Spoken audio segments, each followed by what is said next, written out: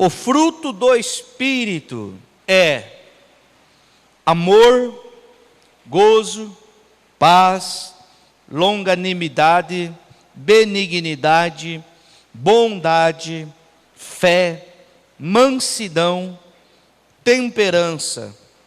Contra essas coisas não há lei. E os que são de Cristo crucificaram a carne com suas paixões e concupiscências. Eu vou repetir esse versículo de número 24, que diz assim: e os que são de Cristo, quem é de Cristo aqui? Levanta a mão. Amém, glória a Deus. Todos nós somos de Cristo, perfeito. Então perceba que a palavra do Senhor não diz assim: e o Senhor crucificou a carne de cada um. Não. A Bíblia diz assim: e os que são de Cristo crucificaram a carne com as suas paixões e concupiscências. O pastor Guilherme já levantou a mão. Vamos lá. Não, pode.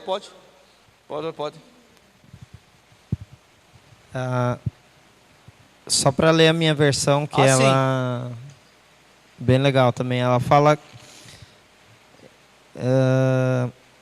as pessoas que pertencem a Cristo Jesus crucificaram a natureza humana delas, junto com todas as paixões e desejos dessa natureza. Uau! Então, primeiro ponto que nós vemos aqui, é um ato intencional. É um ato que parte da minha vontade. E as pessoas, como é que é essa tradução? Crucificaram a sua natureza humana junto com todas as paixões humanas e desejos dessa natureza. Agora a pergunta que nós vamos tentar mergulhar é: como que nós crucificamos a nossa carne? De que maneira que a nossa carne é crucificada? Se nós não temos o poder de nos crucificar. Como que essa carne é crucificada? Ele diz: e os que são de Cristo crucificaram a carne. Como que nós vamos crucificar? De que maneira que nós vamos crucificar? É isso que nós vamos trazer um pouquinho mais de luz hoje. E aí, após nós que somos de Cristo crucificar a nossa carne com as paixões e as concupiscências são os desejos carnais. O versículo 25 diz: se vivemos em espírito, andemos também em espírito. Não sejamos cobiçosos de vanglórias, irritando-nos uns aos outros e invejando-nos uns aos outros. São 4 versículos que, se Deus permitir, nós terminaremos hoje. Então, nós vamos iniciar falando do tema compreendendo o fruto do Espírito. Eu gostaria que você abrisse a sua mente, o seu entendimento, para o versículo de número 19. Olha só o paralelo. Que interessante isso, o paralelo. Versículo 19 diz assim: porque as obras da carne são... Está no plural, sim ou não? As obras da carne são manifestas, as quais são... E aí nós já estudamos quarta-feira passada. Agora, quando o apóstolo Paulo vai falar do fruto do Espírito, ele não fala: e os frutos do Espírito são. Não. Ele diz no singular: o fruto do Espírito é. Então nós vamos compreender um pouquinho, o tema de hoje é compreendendo o fruto do Espírito. A primeira coisa que o apóstolo Paulo faz aqui nesse versículo de número 2, nos mostrar é o contraste entre as obras da carne e o fruto do Espírito. Hoje vai ser legal. porque hoje nós vamos entender a importância de por que não está escrito os frutos do Espírito. E por que está o fruto? Há possibilidade, já antes de nós ministrarmos, de eu ter um fruto do Espírito que diz ali e não ter o outro? Sim ou não? Há possibilidade de eu ter um fruto do Espírito e os 8 demais não? Ou ter 7 e não ter 2, porque são 9 os frutos. Sim ou não? Sim ou não? Mas essa é a dúvida, vamos tirar a dúvida. Não estamos falando de governo, estamos falando do fruto do Espírito. Não, mas ela não é. Não, ela pode ser naturalmente. Está baixo esse microfone ali. Ela pode ser naturalmente, eu acho, né? Vamos dizer, ela pode ter alguns e outros não. Assim como ela pode ter dons. Tá, então eu vou... Mas aí vai entrar Vou no fazer monte outra de pergunta, então. Os que são de Cristo e crucificaram a sua carne, há possibilidade de ele ter um fruto do Espírito e outro não? Sim ou não? Sim, porque ele está no processo de construção, de maturidade. Então vamos entender. Porque então todos nós não somos crentes. Não, se não for assim, nós não estamos somos. falando de perfeição, calma, Tá. vamos deixar bem claro. E perfeito não existe, só um, Jesus Cristo. Perfeito? Então é isso que nós vamos debater nessa noite, porque eu vi que vai ser legal demais. E isso é bacana, porque isso faz a gente pensar. Isso faz a gente refletir. Será que pode? Será que não pode? Perceba que se as obras, quando o apóstolo Paulo está falando das obras da carne, elas estão falando de um esforço, o fruto do Espírito é algo natural. As obras, quando o apóstolo Paulo está falando das obras da carne, está falando de um esforço da carne. E agora, quando o apóstolo Paulo vai falar do fruto do Espírito, é algo natural, que você não vai fazer força. Eu não posso, eu tenho que fazer força para não praticar a obra da carne, eu tenho que fazer força para não praticar, pratiquei. Eu tenho que fazer força para praticar o fruto do Espírito, eu tenho que fazer força. Não, irmão, você não faz. Ou você crucificou a tua carne, ou você ainda está muito vivo. Ponto final. É algo natural, flui.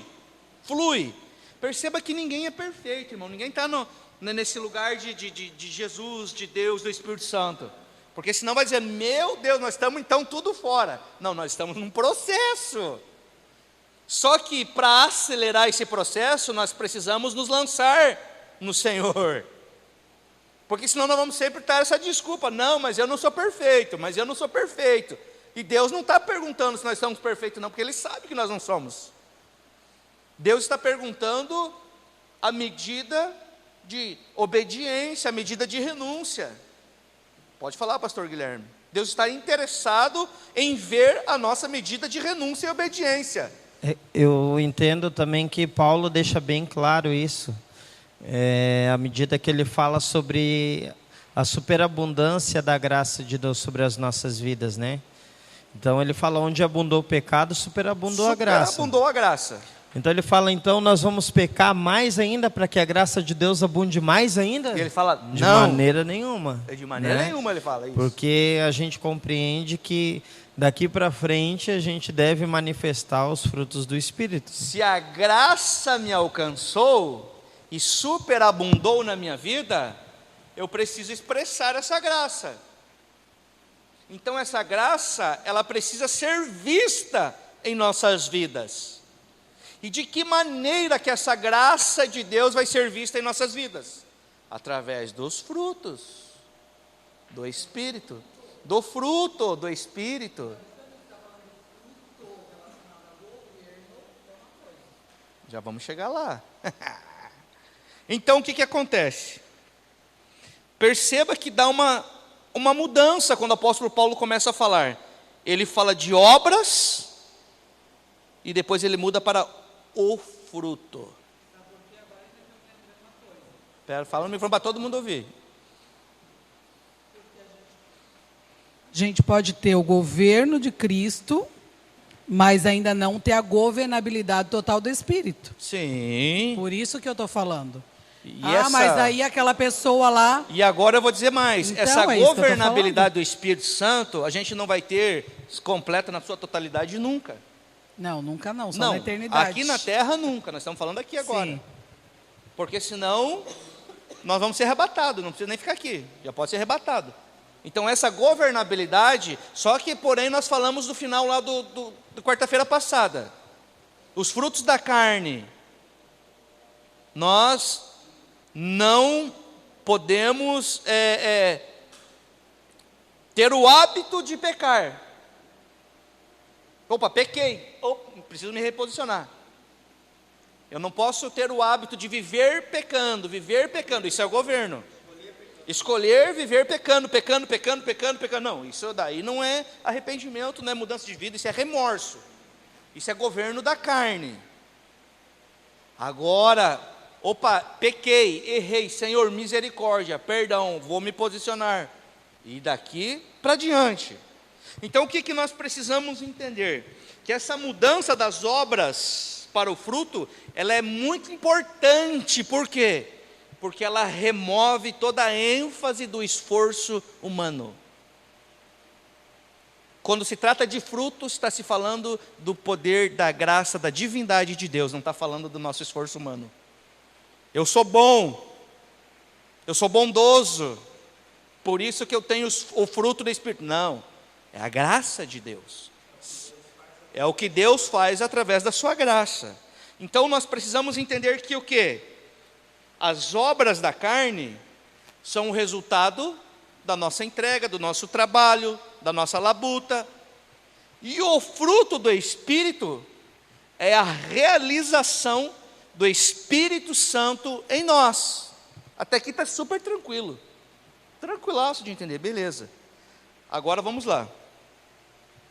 Uma obra, quando o apóstolo Paulo estava falando da obra, uma obra é algo que o homem produz por si mesmo.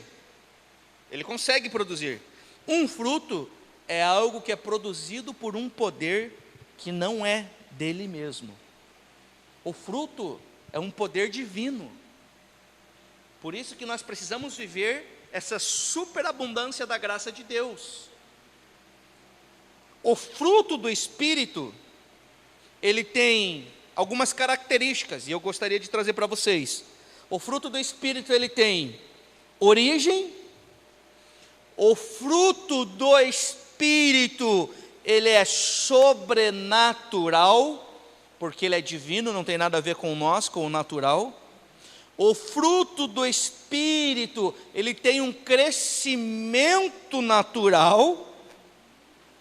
Vou repetir. O fruto do Espírito, ele tem a sua origem. O fruto do Espírito é sobrenatural. O fruto do Espírito tem um crescimento natural. E o fruto do Espírito tem uma maturidade gradual. Vai sempre crescendo gradualmente, né? Vamos lá. Esse fruto do Espírito que o apóstolo Paulo fala aqui, ele é variado, por quê?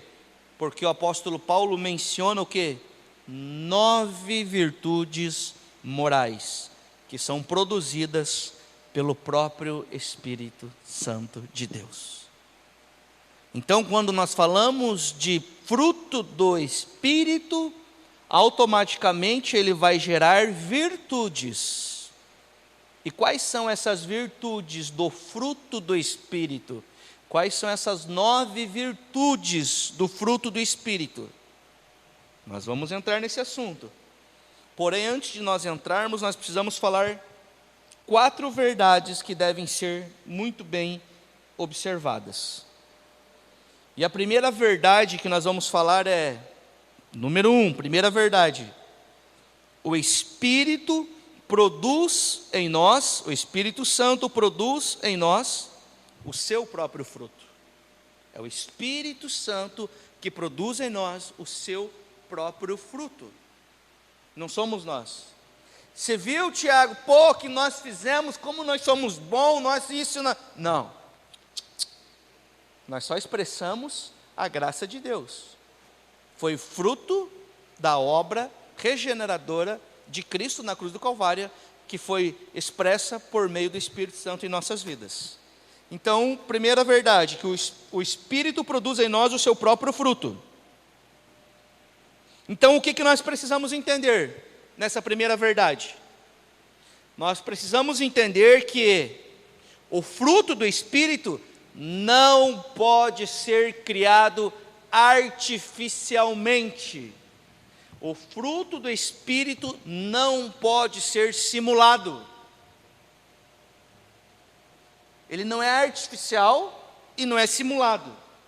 Por quê? Porque ninguém vai frutificar, ou seja, ninguém vai expressar o fruto do Espírito separado, alheio à operação do Espírito Santo de Deus. Então não tem como nós maquiarmos um fruto. Não tem como.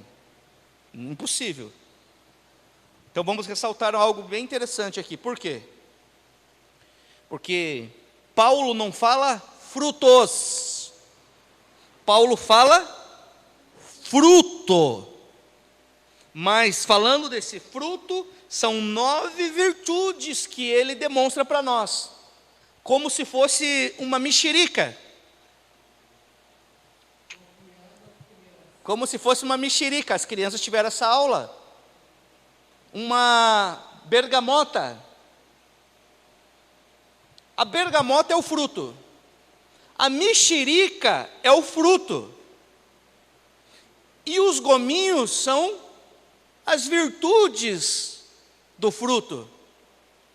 Te pergunto, esse fruto, ele vem sem as virtudes ou ele vem completo com as virtudes? Calma, vamos chegar lá. É isso que eu estou falando. Os que crucificaram a carne.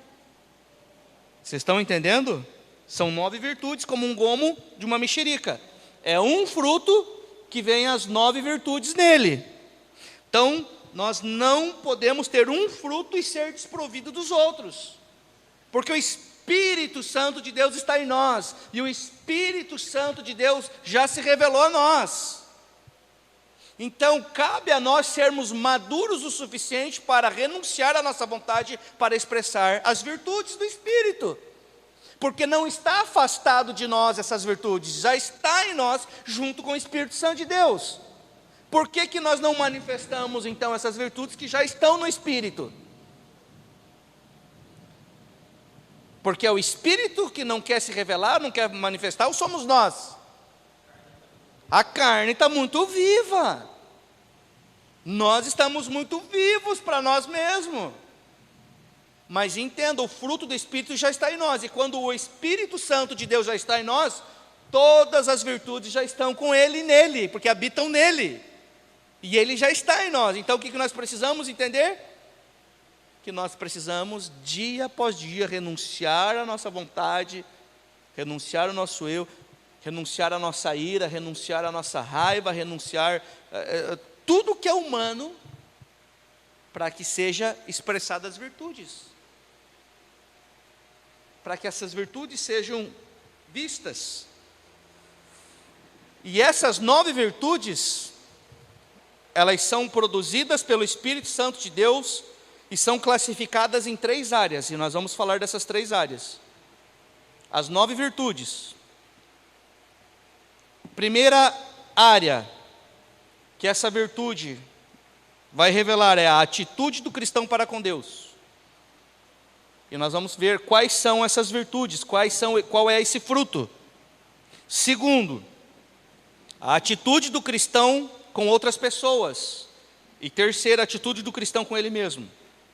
Então, resumindo, para que vocês entendam, quando nós temos o fruto do Espírito, Nós temos então que expressá-lo nessas três classes, nessas três áreas.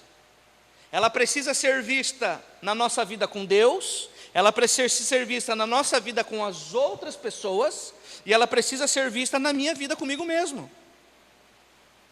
O fruto do Espírito Santo que é expressado só dentro da igreja, na hora de culto, e daí quando você sai daqui, você sai dessa porta, você não expressa mais, não é o fruto do Espírito, irmão. É algo simulado, que é engano, que é fruto de uma mentira, que vai manifestar o fruto da carne. Então esse fruto, ele é, qual que é a palavra? Contínuo. Aqui, no trabalho, na casa, no lar, no lazer, aonde eu estiver, esse fruto vai ser expressado. Deve ser expressado, né? Primeiro, vamos ver então essa primeira atitude dessa virtude ligada ao nosso relacionamento com Deus. Quais são essas virtudes ligadas ao meu relacionamento com Deus? Amor, alegria e paz. Gálatas 5:22, a parte A. Então, quando essa virtude se expressa no nosso relacionamento com Deus, são essas três virtudes que nós vamos falar: amor, alegria e paz, que são os primeiros três virtudes ali de Gálatas, ali que a gente lê no versículo 22. Essas três virtudes, elas têm a ver com a nossa relação com Deus, com a nossa relação com o Pai. Por quê? Porque nosso verdadeiro amor cristão, ele está em Deus.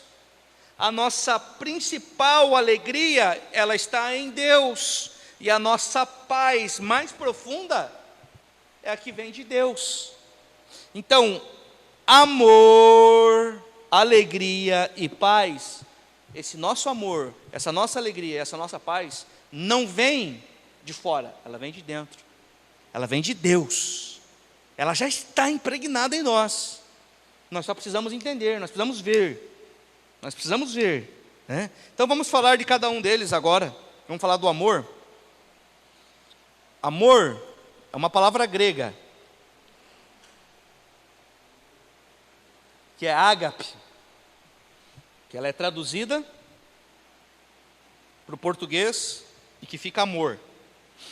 E quando se fala de ágape, fala tanto do amor com Deus, como do amor com o próximo. Porém, nós precisamos entender que na linguagem grega há 4 termos para amor. E quais são esses 4 termos? E a Bíblia relata. Primeiro, é o amor eros. Esse amor eros, ele está falando de um amor de um homem por uma mulher, que é o amor imbuído de uma paixão. A Bíblia também, no grego, vai falar de um amor filia. O que é filia? É um amor caloroso para com os nossos chegados, com os nossos familiares. É um sentimento profundo do coração. O terceiro tradução para amor na linguagem grega é storge, que aplica-se particularmente ao amor entre pais e filhos. E o quarto é o ágape, amor ágape. Esse amor é o termo cristão que significa benevolência invencível, que é o amor de Cristo para conosco. É uma benevolência invencível, ninguém vence. Já está consumado, ele venceu. Benevolência. Alegria, quando nós vamos falar dessa virtude do fruto do Espírito Santo, alegria. Essa alegria, ela está fundamentada num relacionamento consistente. O que é um relacionamento consistente? É um relacionamento firme, forte e sólido. Então, essa alegria, ela é fundamentada num relacionamento consistente com Deus. Firme com Deus, forte com Deus e sólido com Deus. Caso contrário, não é alegria de Deus, é algo passageiro, é um sentimento só, né? Não é essa virtude de fruto do Espírito.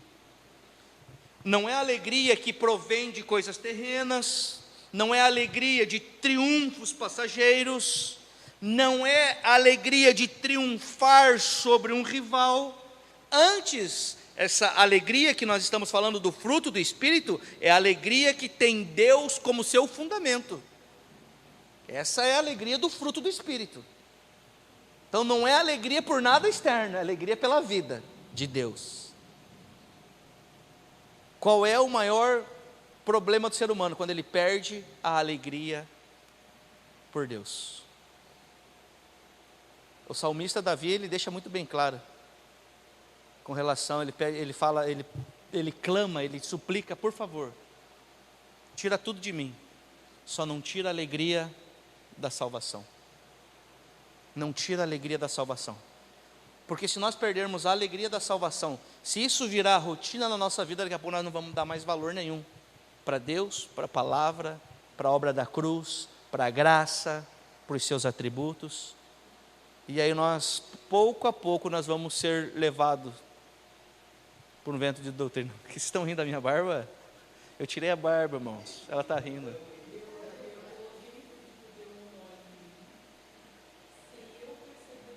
Ah, peguei a água dela. Vocês já viram aquele meme lá que os caras vão cortar o cabelo e a maquininha, o pente cai? Eu fui fazer o degradê da minha barba e o pente caiu, pegou a zero. Eu tive que tirar toda a barba. Acontece. Falei, aconteceu um desastre. Cheguei de cavanhaque em casa.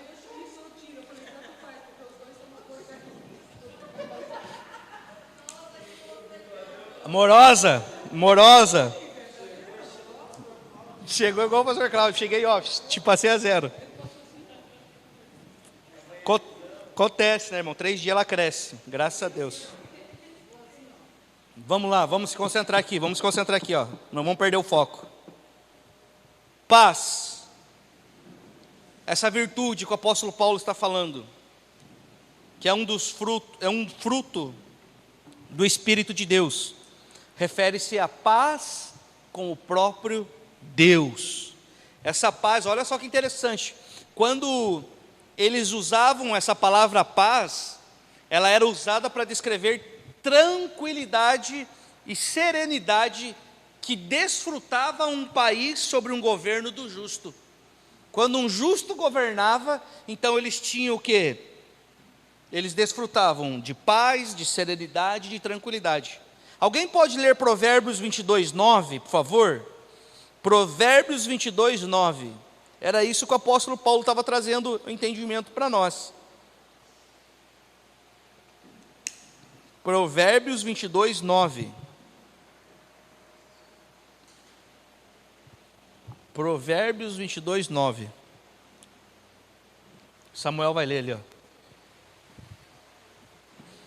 Provérbios 22:9.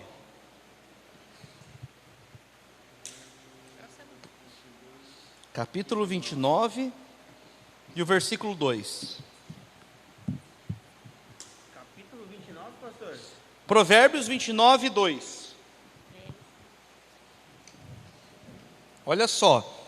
Então essa paz, Paulo estava falando quando um país, né, governava, quando um justo governava o país, eles então desfrutavam da tranquilidade, da serenidade de um governo justo. Olha o que diz Provérbios 29:2. Pode ler. A partir do 2? Só o 2, 29:2. Tá. Quando os honestos governam, o povo se alegra, mas quando os maus dominam, o povo reclama. Uau! É 29:2, é isso? 29:2. É isso aí mesmo. A tradução dele está um pouquinho diferente da minha. A minha, eu gostei, eu até peguei a nova versão tradicional, a transformadora, que ela diz assim, ó: quando os justos governam, o povo se alegra. Quando os perversos estão no poder, o povo geme. E é assim, irmãos. Agora deixa eu te fazer uma pergunta. O que é ser um justo? Quando que nós somos justos? Para ficar mais fácil. Nós estudamos em Gálatas, capítulo 3 e 4. Quando que nós somos justos? O que significa um justo governar? O que é um justo? Alguém pode me responder, por gentileza? O que é um justo? Alguém que pratica a justiça, alguém que foi justificado pela graça de Deus mediante a fé em Cristo Jesus. E que tem o caráter de Cristo. E quando essa pessoa, ela governa, o povo vai se alegrar. Porque essa pessoa não vai ser corrupta. Essa pessoa não vai enganar. Essa pessoa vai fazer com que o povo se alegre. Agora, quando os perversos, quando os maus estão no poder, o povo geme.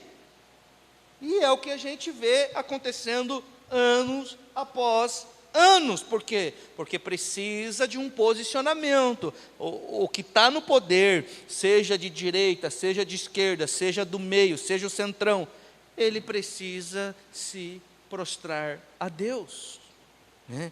Então, quando nós falamos de paz, falando dessa virtude do fruto do Espírito, não significa apenas a ausência de problemas, mas, sobretudo, significa a consciência de que nossa vida está nas mãos de Deus.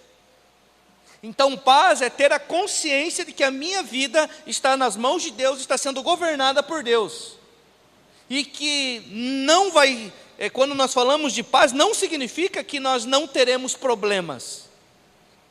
Teremos sim aflições, teremos dificuldades, teremos os dias maus, sim, mas precisamos ter a consciência de que a nossa vida está nas mãos de Deus.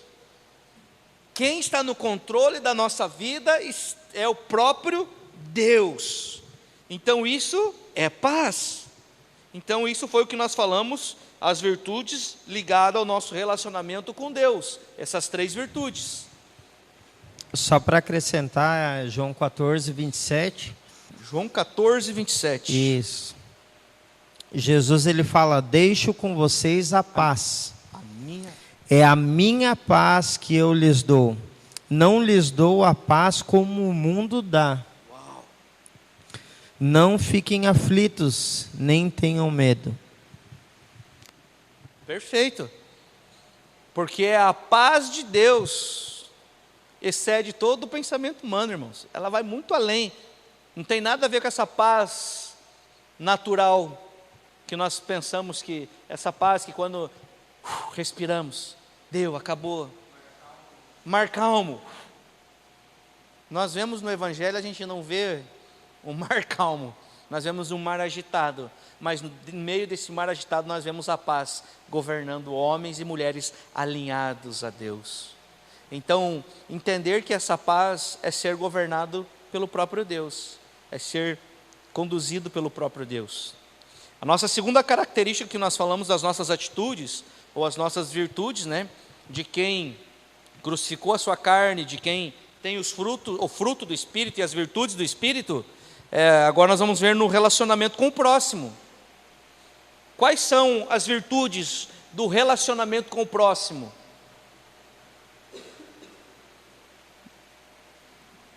Capítulo 5, versículo 22, a parte B vai falar. Agora vai ser longanimidade, benignidade e bondade.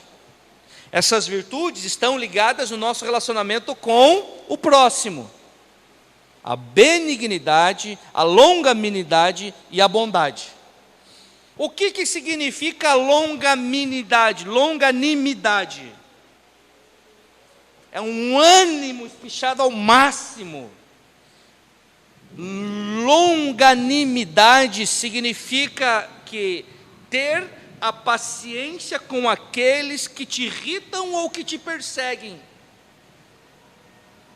Então nós precisamos exercer a longanimidade para com aqueles que nos irritam e para com aqueles que nos perseguem.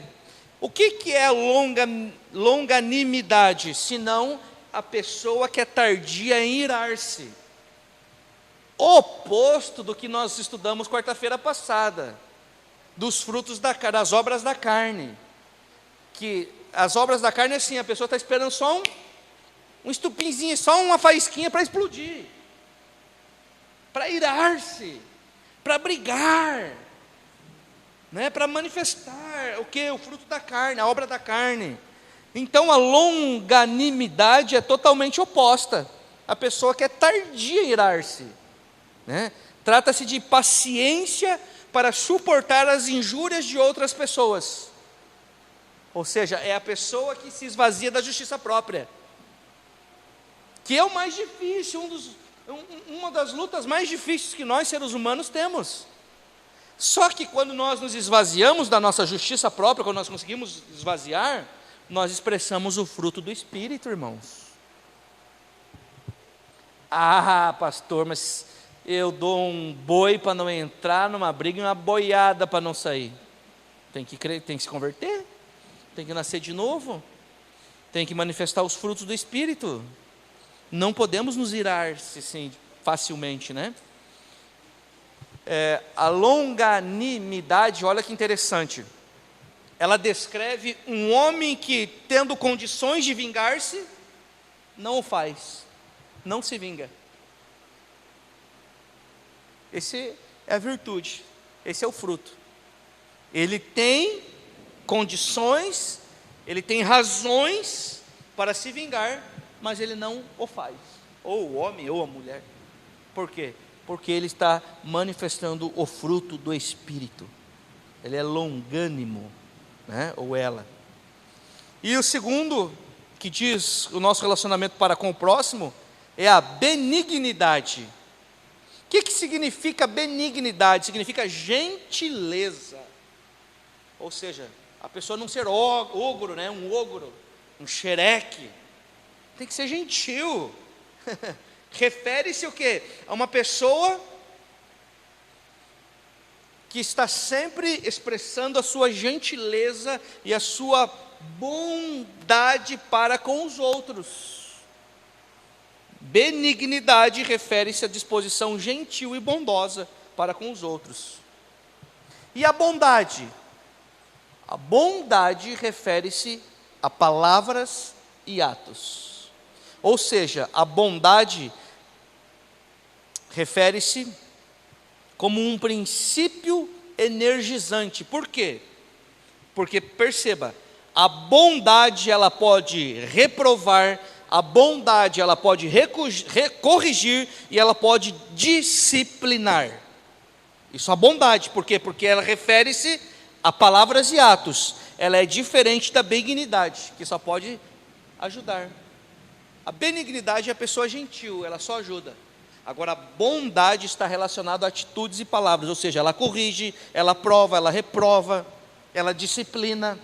Uma pessoa que tem a bondade como o fruto do Espírito, ela vai disciplinar, ela vai corrigir, ela vai reprovar, ela vai dizer sim, mas ela vai dizer não também. E é necessário. É necessário. E o terceiro é virtudes ligadas ao nosso relacionamento com nós mesmos. Para nós terminarmos todos eles aí, os 9. Qual que é? Que são essas virtudes, esse fruto do Espírito, que está relacionado conosco mesmo. É a fidelidade,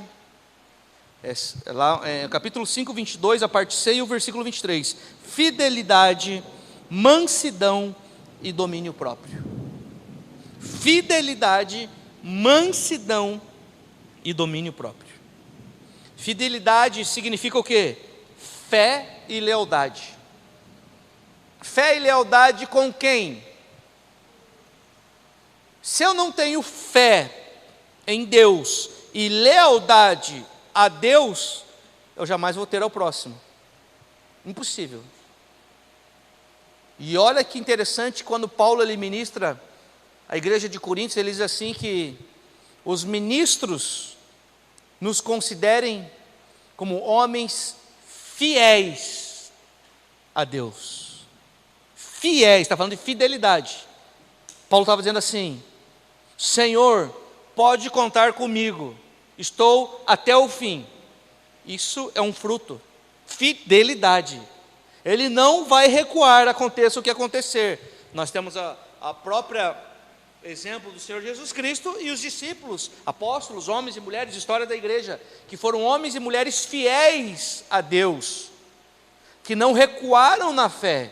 Então, fidelidade significa fé e lealdade, né? Fidelidade descreve uma pessoa que é digna de confiança.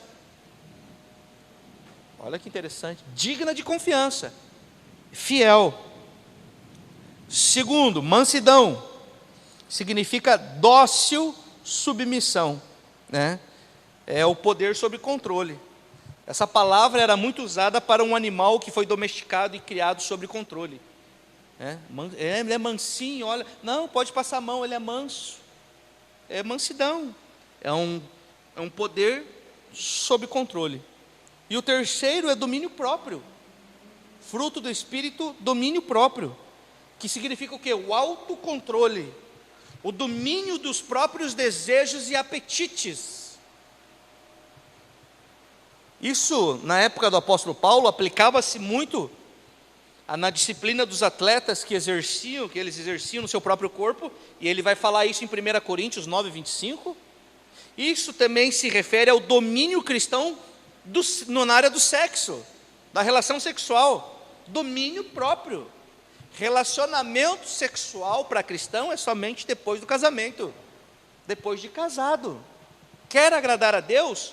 Faça segundo os princípios de Deus. Se você precisa ter domínio próprio, né? Segundo lugar, vamos falar sobre os que crucificaram a carne.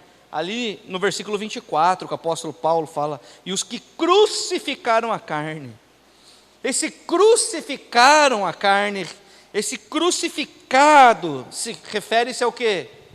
Conversão, convertido, nasceu de novo. Então, o que vive crucificado, ele de fato se converteu. Por quê? Porque agora ele não vai agir através da sua razão, através da sua vontade, mas ele vai agir segundo os princípios de Deus, os mandamentos de Deus, a palavra de Deus e a vontade de Deus. Mais uma vez, é o negar-se a si mesmo, é o negar-se a si mesmo, é o negar-se a si mesmo. Por quê? Perceba que nós estamos unidos em Cristo. De que forma? Onde e quando? Nós estamos unidos em Cristo na sua crucificação, nós estamos unidos em Cristo na sua morte, nós estamos unidos em Cristo no seu sepultamento, nós estamos unidos em Cristo na sua ressurreição e nós estamos unidos em Cristo na sua ascensão. O que Paulo vai falar? Que nós estamos assentados nas regiões celestiais em Cristo Jesus. Nós morremos com Cristo, fomos sepultados com Cristo, fomos ressuscitados com Cristo e agora nós estamos com Cristo nas regiões celestiais.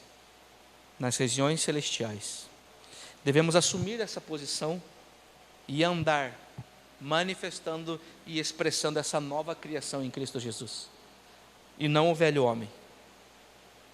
Por quê? Porque recebemos o fruto do Espírito. Ao receber o Espírito Santo de Deus, nós recebemos o fruto do Espírito, irmãos.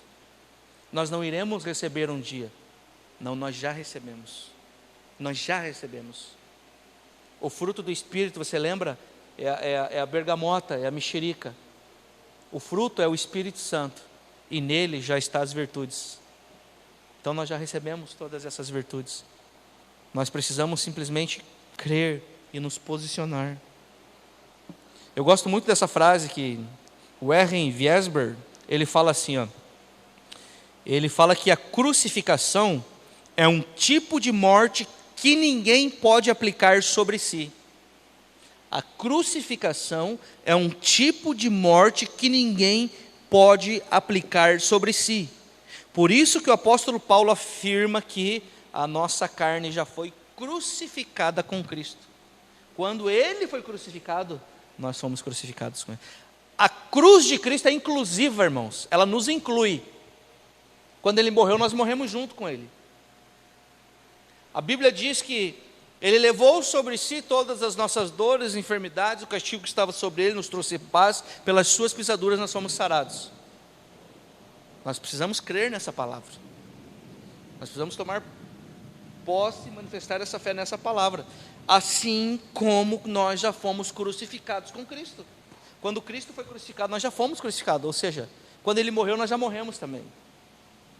Só que quando isso nos é revelado e vem luz em nosso entendimento, então nós entendemos de fato a maneira que nós devemos viver e seguir. Porque se nós não entendermos que nós já fomos crucificados com Cristo, nós vamos querer nos crucificar, e nós não conseguimos nos crucificar. Isso é uma obra de Deus, isso é uma obra que o Filho fez. Então nós precisamos entender o poder da cruz. Por quê? Porque é nossa responsabilidade crer e agir de acordo. É nossa responsabilidade crer que nós já fomos crucificados, crer que nós já recebemos tudo em Cristo, crer que a morte dele foi suficiente, crer na obra da cruz. Crer é fé. Versículo 25 vai dizer que Gálatas 5:25, alguém pode ler, por favor? Gálatas 5:25, por favor. Pode ler, Fernando, pode ler. Pega o microfone ali, pastor, para o Fernando, por favor.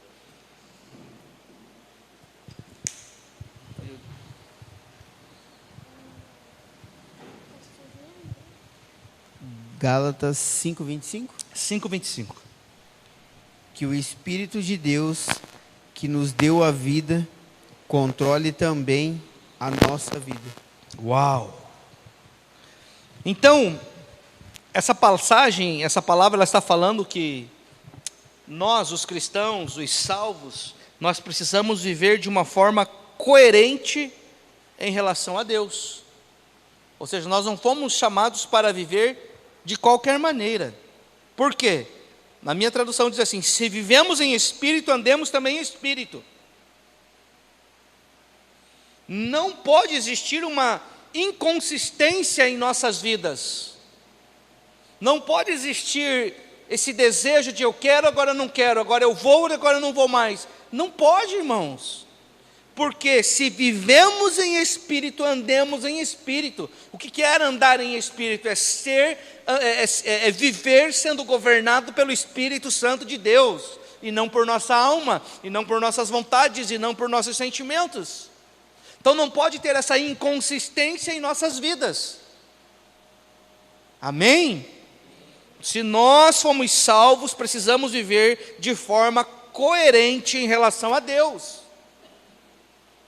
A palavra de Deus, ela vai nos espremer cada vez mais, para que nós possamos expressar o fruto do Espírito, para que nós possamos glorificá-lo, para que Ele seja visto em nós, para que as pessoas possam olhar para nós e desejar essa vida, para que essas pessoas possam se render a Cristo, para que nós sejamos instrumentos de justiça, como diz Paulo em Romanos. Então nós precisamos viver de uma forma coerente em relação a Deus. O verbo andar no grego significa comportar-se adequadamente. Por isso que ele diz: se vivemos em espírito, então andemos em espírito, ou seja, devemos nos comportar adequadamente. Viver, se comportar adequadamente ao que, pastor Tiago? Aos princípios de Deus, a palavra de Deus. Amém? E o quarto lugar, versículo 26. Não sejamos cobiçosos de vanglórias, irritando-nos uns com os outros e invejando-nos uns aos outros. Em quarto lugar aqui, Paulo vai falar que os salvos, eles vivem de forma coerente em relação aos irmãos, em relação ao próximo. Então, nós vivemos, ao ser salvos, nós temos que viver de uma forma coerente com relação a Deus, com relação aos irmãos. Agora ele vai falar aqui no versículo 26, por quê? Porque ele vai deixar muito bem claro que o orgulho e a inveja são obras da carne e não são fruto do Espírito. O orgulho e a inveja. Não sejam cobiçosos de vanglória, irritando uns aos outros e invejando uns aos outros. Esses dois pecados que ele fala ali, o desejo de vanglória, que é o orgulho, e invejando-nos uns aos outros, que é a inveja, isso é incompatível na vida de um salvo. Um salvo, ele jamais deve ter orgulho e inveja. Nós falamos quarta-feira muito sobre a inveja e sobre o orgulho. Um salvo jamais deve expressar essas obras da carne, o orgulho e a inveja. Por quê? Porque muitos dos maus existentes hoje em nossa sociedade, e particularmente falando dentro da igreja, é a ambição. Você vê isso muito no sistema religioso, uma ambição. Essa ambição é a mãe de todos os males. O orgulho, a inveja, a vanglória é fruto da ambição.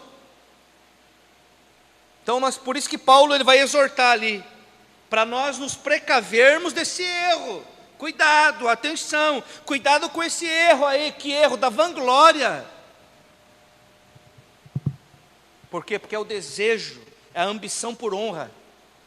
A pessoa quer ser honrada acima de tudo e de todas as coisas, e para ser honrada ela faz e atropela todo mundo, e derruba todo mundo, e faz o que precisar ser feito, o que tiver que ser feito, inclusive matar os irmãozinhos, ferir os irmãozinhos. Por quê? Por causa da ambição, o desejo de vanglória. Essa ambição, essa vanglória, essa palavra se refere a uma pessoa que sabe como tentar conseguir um respeito ao qual ela não faz jus e demonstra por suas ações conversa fiada, vanglória, ambição.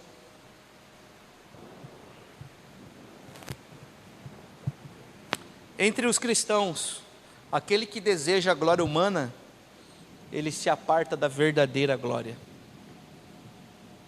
Se você quer glória para a tua vida, você está se afastando da verdadeira glória.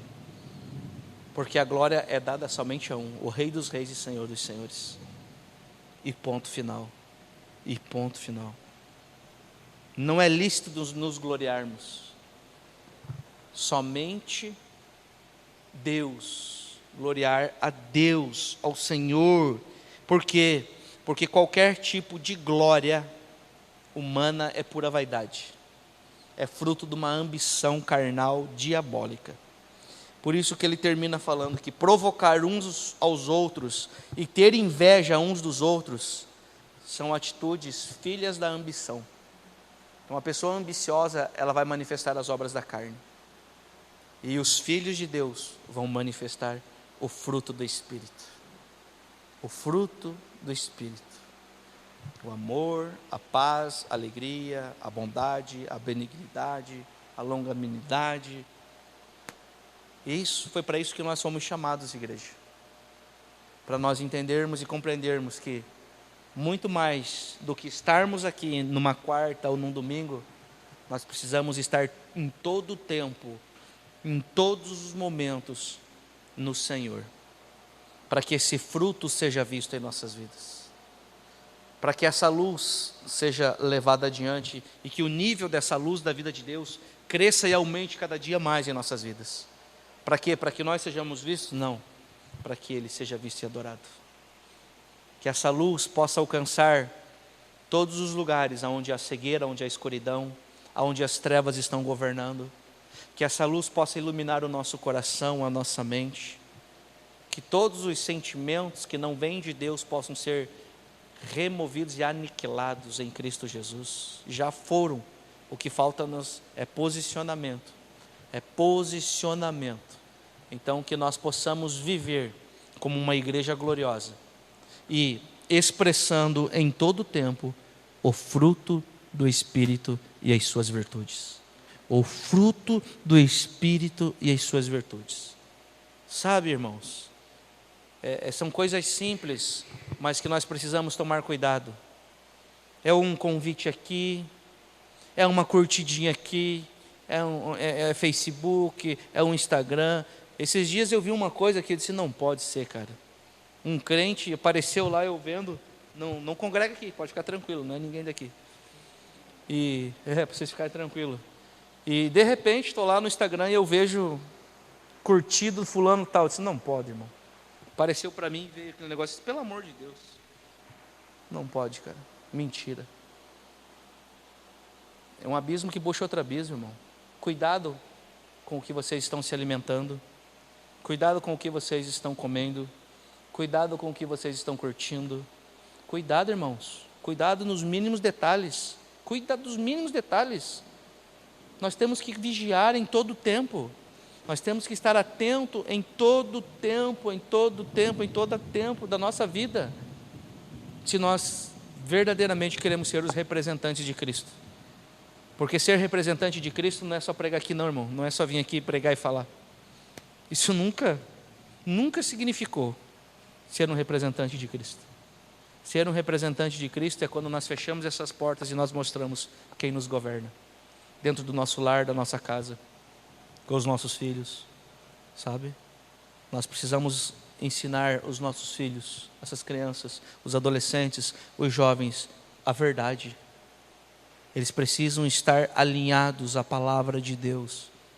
Eles precisam estar posicionados na palavra de Deus. Por quê? Porque os dias maus estão aí, a gente já está vendo.